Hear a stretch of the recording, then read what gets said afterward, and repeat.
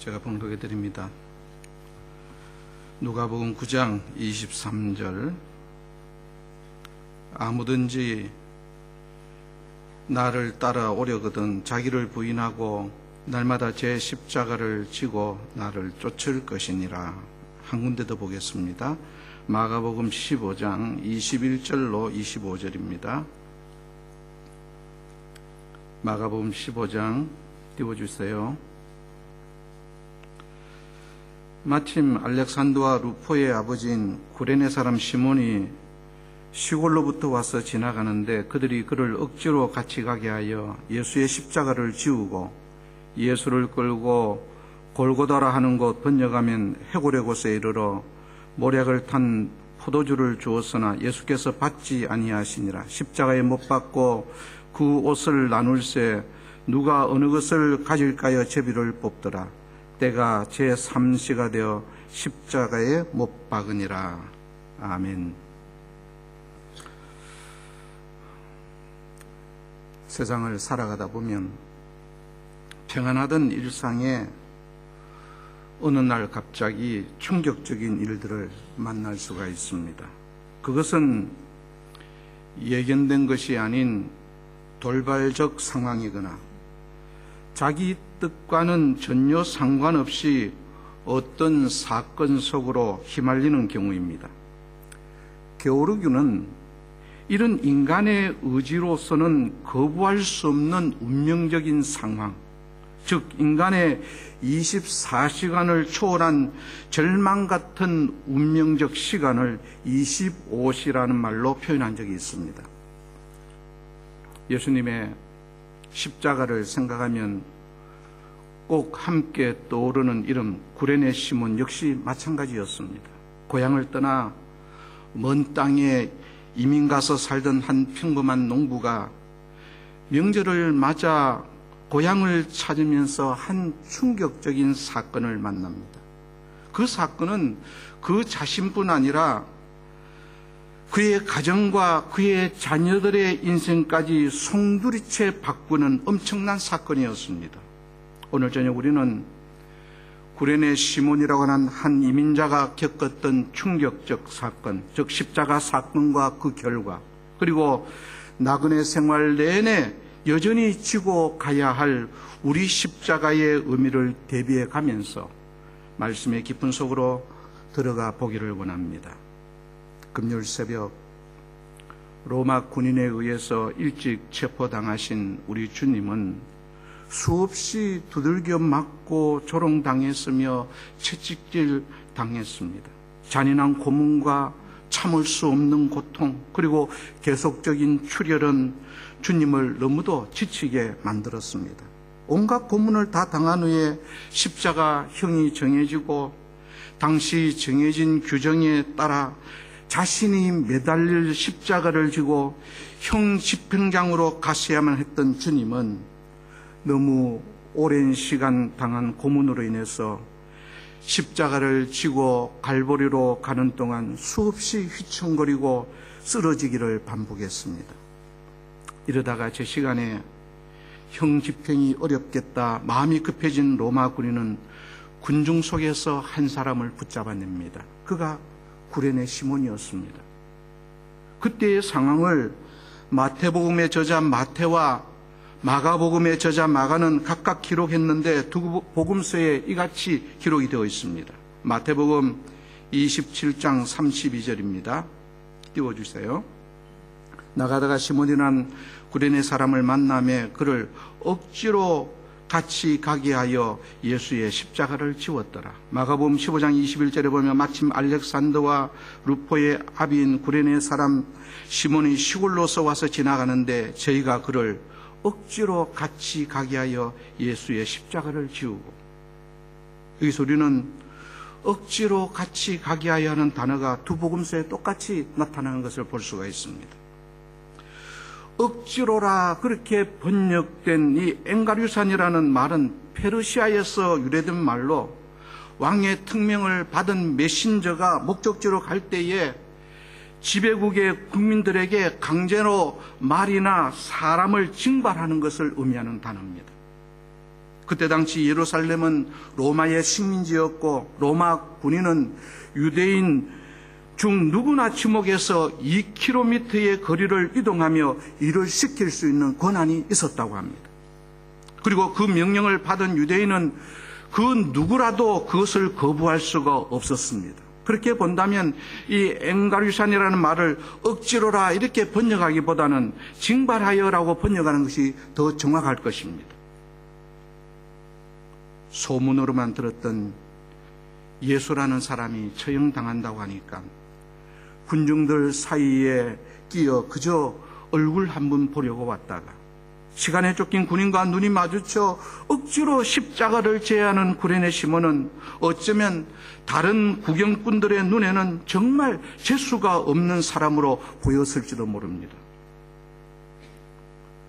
구레네 시몬이라는 이름은 그의 풀네임이 아니라 구레네 지역에 사는 시몬이라는 말의 뜻인데, 그때는 요즘처럼 성 따로 이름 따로 있는 것이 아니라 라스트 네임은 없고 퍼스트 네임만 있었던 시기라 동명이인이 많았습니다. 예를 들면 우리가 아는 성경 속에 시몬만 해도 10명이 나타납니다. 베드로의 본명이 시몬이고 예수님의 형제 중에 시몬이 있고 베다니에 살고 있는 문둥이 시몬도 있으며 가룟 유다의 부친도 시몬입니다.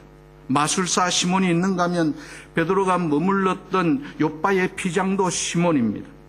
열심당 시몬과 바리새인 시몬, 그리고 구약 성경에는 유다 지파 가운데 시몬이라는 이름도 있습니다. 우리 부모님 시절이나 우리 어린 시절 흔히 지었던 영자, 명자, 숙자, 영숙이, 명숙이 이런 이름들처럼 그때 당시에도 똑같은 이름들이 너무 많다 보니까 이름을 구분하기 위해서 아버지의 이름을 넣어서 세베대의 아들 야고보나 알페의 아들 야고보라 부르거나 지역 이름을 붙여서 가나안인 시몬이나 구레네 시몬과 같은 형식으로 사람들의 이름을 붙였던 것입니다. 이렇게 보면 구레네 시몬이라는 말은 구레네에서 온 시몬이라는 것이 금방 이해가 되지요.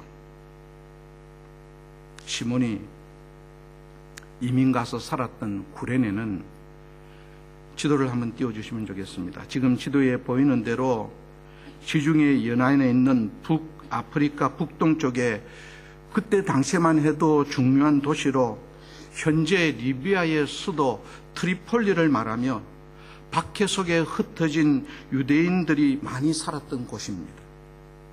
예루살렘으로부터는 상당히 먼 곳에 위치한 지역으로 역사학자 요세푸스에 의하면 구레네에는 BC 300년 때부터 유대인들이 살기 시작해 예수님 당시에는 많은 유대인들이 그 땅에 살고 있었다고 합니다. 유대인들은 어디에 살든지 회당을 지어놓고 신앙생활을 하면서 3대 절기인 6월절, 77절, 초막절 때마다 예루살렘으로 모이곤 했는데 당시에 많은 사람들이 그러했듯이 구레네 출신인 시몬도 6월절을 지키기 위해서 여러 해 모은 돈으로 예루살렘에 올라왔을 것입니다. 그런데 이상한 것은 예루살렘에 가까이 가면 갈수록 어떤 한 사람에 대한 수많은 소문들이 들리는 것입니다. 그것은 과거에 들어보지 못한 예수라는 한 청년에 대한 소문입니다. 죽은 자를 살리고 병든 자들과 불구된 자들을 고쳐주었다는 소문, 보리떡 5개와 물고기 2마리로 수많은 사람들을 먹였다는 그런 소문들 말입니다. 그런데 어찌된 영문인지 갑자기 그 청년이 처형당한다고 말합니다. 어떻게 된 일인지 너무나 궁금한 시몬은 드디어 그 청년이 십자가에 못 박힌다는 그날 구경이나 하자고 길거리에 나갔다가 로마 군인에게 붙잡힌 것입니다. 마가는 마가복음 15장 21절에서 이 장면을 단 한 구절로 스치듯 소개하고 있습니다. 그때 시골에서 온 구레네 출신의 시몬이 지나가고 있었습니다.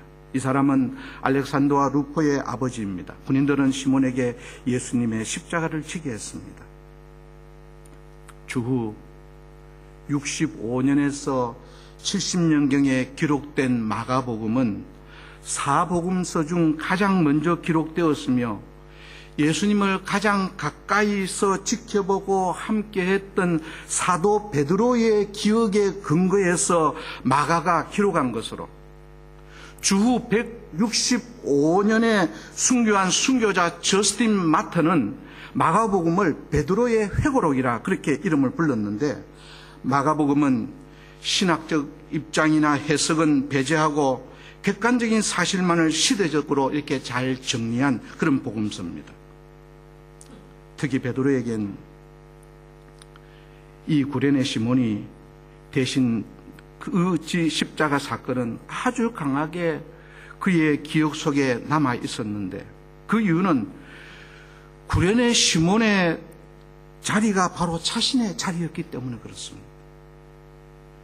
예수님이 누군지 알지도 못하는 사람이 억지로 져야 했던 십자가는 사실은 예수님을 가장 사랑했고 또 가장 많은 사랑을 받았던 자신이 짊어졌어야만 했습니다.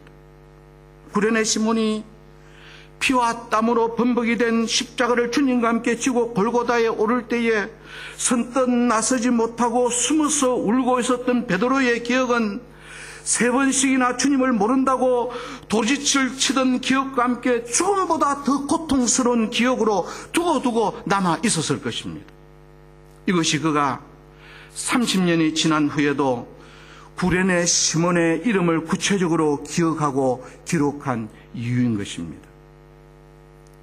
어쨌든 구레네 시몬은 십자가와는 전혀 무관한 사람으로 영국으로 치면 그저 지나가는 행인 1 아니면 행인 2에 불과한 사람이었습니다. 자원한 것도 아니고 예루살렘에 살던 사람도 아닌데 6월절에 예루살렘 여행을 즐기려는 소중한 꿈을 가지고 푼푼히 모은 노잣돈을 가지고 부푼 마음으로 올라왔다가 재수없게 걸렸어. 알지도 못하는 죄수의 십자가를 대신 지고 골고다 산위까지 올라가야 한다니 참을 수 없는 분노가 치밀었을지도 모릅니다. 자기를 점 찍어낸 로마 군인이 미웠고 누군지 무슨 죄를 지었는지는 모르지만 자기 십자가를 대신 지게 한 죄수에 대해서도 원망 가득했을 것입니다. 구레네 시몬은 십자가를 어깨에 메고 분노를 씹으며 땀을 뻘뻘 흘리면서 산을 향해 올라가다가 순간적으로 자신을 이렇게 생고생시키는 장본인이 도대체 누군가 궁금한 생각이 들어서 죄수를 돌아보는 순간 그의 눈이 예수님의 눈과 마주쳤을 것입니다. 모르긴 해도 그 순간 마음에 뜨거움이 울컥 솟아오르며 우울했던 생각은 안개처럼 사라졌을 것입니다. 구레네 시몬은 갈보리 언덕에 도착해 십자가를 넘겨 죽어도 차마 선뜻 떠나지 못하고 계속 그 자리에 머물러 있었을 것입니다. 그 극심한 고통 가운데서도 원수들을 중보하시는 주님의 모습, 우편 강도에게 오늘 나와 함께 낙원에 있으리라 평강을 베푸시는 모습, 마지막 순간에 엘리 엘리 라마 사박다니 나의 하나님 어찌하여 나를 버리시나이까 절규하듯 외치시는 주님의 모습, 그리고 비로소 다 이루었다 운명하시는 주님의 모습, 십자가 위에서의 모든 말씀들과 상황들이 그에게는 굉장히 생생한 복음이 되었으며 주님이 운명하신 후에 하늘이 캄캄해지고 지진이 일어나며 비바람과 번개치는 광경을 통해 그의 마음에 확실한 증거가 되었을 것입니다.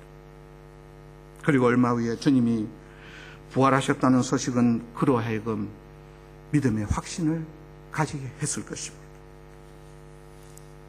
이로 인해서 그와 온 가족은 예수를 믿는 자들이 되어서 억지로 십자가를 졌던 시몬은 세상을 향해 십자가의 복음을 전하는 그리스도의 신실한 증인의 삶을 살았습니다. 그의 부인은 바울의 신실한 후견인이 되었을 뿐 아니라 아들인 알렉산더와 루포는 신실한 복음 증거자로 초대교회의 기둥 같은 인물들이 되어졌던 것입니다. 나이가 들면 아버지는 자녀를 통해서 꿈을 꾼다는 말이 있습니다. 사실 부모에게 자녀가 잘 되는 것보다 더 큰 복이 어디에 있겠습니까? 마가는 마가복음 15장에서 구레네 시몬을 알렉산더와 루포의 아비인 구레네 사람 시몬이라고 소개하고 있는데, 마가가 알렉산더와 루포라는 이름을 의도적으로 기록한 이유는 초대교회에 이미 이 두 사람은 너무나도 유명한 그리스도인이었기 때문에 그 사람의 아버지라는 것을 금방 알게 하기 위해서 알렉산더와 루포라는 이름을 명명했던 것입니다. 그뿐이 아닙니다. 바울은 구레네 시몬의 아내를 가리켜 그 어머니는 곧 내 어머니라고 표현하고 있습니다. 로마서 16장 13절입니다. 주 안에서 택하심을 입은 누포와 그 어머니에게 묵난하라. 그 어머니는 곧 내 어머니니라. 바울이 한 여성도를 가리켜 내 어머니라 말할 정도면 그 여성도의 믿음이 어느 정도였는지 상상이 되지 않겠습니까? 어떤 이는 바울이 회심한 후에 그가 가족을 떠나서 잠시 루포의 집에 유숙하는 동안 루포의 어머니가 그를 친아들처럼 사랑으로 잘 돌보아 주었던 것 같다, 그렇게 전합니다마는, 어찌되었건 바울은 구레네 시몬의 아내에게 특별한 친애와 존경의 심정을 표현하고 있는 것은 사실인 것입니다. 구레네 시몬의 말없이 진 십자가 때문에 그 자녀들은 믿음의 거장으로, 그의 아내는 초대교회의 믿음의 어머니로 성경에 기록되어 우리에게 참 아름다운 이야기로 전해 내려오는 것입니다. 이제 우리 얘기를 한번 해보십시다. 구레네 시몬처럼 우리 앞에 십자가가 주어졌을 때에 그때 우리는 어떤 반응을 하게 됩니까? 왜 하필 접니까, 주님? 다른 사람은 아무 문제 없이 사는데 왜 하필 저에게만, 아니 저희 가정에만 이런 어려움을 주십니까? 사실 누구든 이 고통스러운 십자가를 선뜻 짊어질 사람은 아무도 없을 것입니다. 내가 원한 것도 아닌데 어쩔 수 없이 혹은 억지로 내 어깨 위에 짐지어지는 무겁고 고통스러운 십자가. 이 십자가는 어떤 이에게는 원치 않는 육신의 질병과 연약함으로, 또 어떤 이에게는 부모 혹은 자녀로 인한 가정 불화나 사랑하는 사람과 등지고 살아야 하는 고통으로, 그리고 돈이 없어 더 이상 공부를 계속하지 못하고 고국으로 돌아가야 하는 절망감으로 짐지워지기도 합니다. 직장을 다니는 이는 다니는 이대로, 실직한 이는 실직한 대로 느끼하는 세상의 짐이고, 아무리 노력해도 벗기 힘든 삶의 궁핍함도 우리의 십자가인 것입니다. 그 외에도 우리 주변에는 셀 수도 없이 수많은 십자가들이 있습니다. 이 모든 것들은 결코 우리가 원하지 않았던 것이지만 반드시 짊어지고 가야만 하는 우리의 십자가인 것입니다. 예수님이 누가복음 9장 23절에서 아무든지 나를 따라오려거든 자기를 부인하고 날마다 제 십자가를 지고 나를 쫓을 것이니라, 이렇게 분명하고 강하게 말씀하신 이유는 십자가만이 우리의 구원을 이루는 도구이기 때문에 그런 것입니다. 힘든 십자가를 지고 갈 때에 우리는 우리 성으로 도저히 감당할 수 없는 우리 이기적인 것들을 하나님께 복종시키게 됩니다. 때로는 어깨를 짓누르는 고통스러운 십자가 때문에 세상으로만 달려가려는 우리의 육신을 쳐서 절제하게 만들고, 내가 아닌 오직 주님만 의지하게 되는 법을 배우기도 되는 것입니다. 바울은 로마서 8장 35절로 37절 말씀에서 십자가의 승리를 이렇게 정의하고 있습니다. 누가 우리를 그리스도의 사랑에서 끊으리요? 환난이나 공고나 핍박이나 기근이나 적신이나 위험이나 칼이랴. 기록된 바 우리가 종일 주를 위하여 죽임을 당게 되며 도살할 양같이 여김을 받았나이다 함과 같으니라. 그러나 이 모든 일에 우리를 사랑하시는 이로 말미암아 우리가 넉넉히 이기느니라. 환난, 어려움, 핍박, 굶주림, 헐벗음, 위험, 칼. 지금 바울이 얘기하는 이 모든 상황들은 어느 것 하나, 긍정적인 것 하나 없이 절망적인 것들입니다. 마치 모든 것들을 다 포기해야 할 만큼 패배 상태에 놓여져 있는 단어들입니다. 그러나 바울이 말하는 진정한 십자가의 승리는 환난, 어려움, 핍박, 굶주림, 헐벗음, 위험, 칼이 없는 상태가 아니라, 비록 이런 고난 가운데 있다 할지라도 우리를 사랑하시는 그리스도 안에서 우리가 넉넉히 이겨내는 것을 의미하는 것입니다. 한때는 예수님의 제자들이 십자가 사건 때 두려움에 숨고 도망했었지만, 십자가와 부활의 능력을 경험한 후에는 하나님의 능력인 십자가의 길을 걷기로 결심하고 고난의 길을 자처해서 주님을 따랐던 것처럼 말입니다. 이제 말씀을 정리하고자 합니다. 철학자 아브라함 카플라는 문제와 공경을 이렇게 구분을 했습니다. 만약 그것에 대해서 무언가 할 수 있다면 그것은 문제다. 그러나 아무것도 할 수 없다면 그것은 문제가 아니라 공경이다. 공경은 사람으로서는 해결할 수가 없다. 다만 그것은 인내해야만 한다. 우리가 살아내야 할 세상은 우리가 해결할 수 없는 것들 투성입니다. 그렇다고 내가 살아내야만 하는, 지금 내 앞에 있는 십자가를 거부하거나 외면할 수가 있습니까? 오히려 거부하고 외면할수록 내 영혼은 더 힘들고 내 삶은 더 처절해질 것입니다.